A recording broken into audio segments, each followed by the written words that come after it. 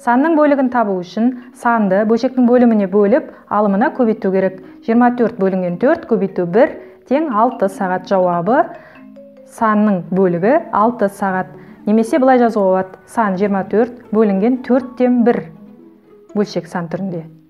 Яғни, мынау бөлшектің бөлімі, алымы қызыл түспен белгіледім, сызықтың үстінде тұрады. Тең 6. Бөлімі жасыл, алымы қызыл түспен сызылған.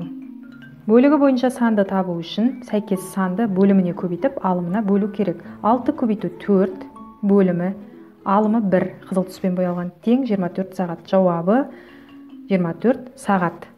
Бөлшек сан түрінде жазсақ, 6 көбейту 4, мынау бөлімі, алымына бөлеміз, тең 24.